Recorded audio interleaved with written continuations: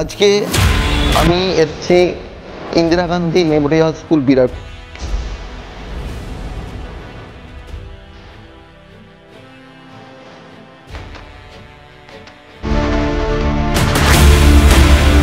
পুরো দক্ষিণ দিক থেকে পশ্চিম দিকে 29 ব্লকার লাগানো হয়েছে।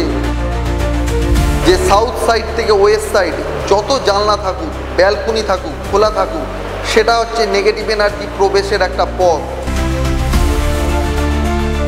আজ থেকে ঠিক 8 মাস আগে শ্রী শঙ্কর রয় আমাকে বেশ কিছু অসুবিধা ফিল করার পরে স্কুলের যে নেগেটিভ এনার্জি সেগুলো ঠিক করার জন্য আমাকে ডেকেছিল। স্কুল পরিদর্শন করি, 5 থেকে 6 ঘন্টা টাইম লেগেছিল। ব্রহ্মস্থান আমি চেক করে বুঝতে পেরেছিলাম যে এখানে নেগেটিভ এনার্জি প্রচুর পরিমাণে রয়েছে। বিভিন্ন সমস্যা রয়েছে যেটা বড় বড় স্কুলেই রয়েছে, তারা কিন্তু জানতেই পারে না যে কি কারণে সমস্যা। একটা জিনিস আমি বুঝতে পারছি নিজেই যে এই 8-9 মাসের মধ্যে আমার সাথে পরিচিতি হওয়ার পর থেকে আমাদের স্কুলে অনেক কিছু ভালো হচ্ছে। সেই সমস্যা মেটানোর 6 মাসের মধ্যে একটা হিউজ ডেভেলপমেন্ট এই স্কুলে শুরু হয়।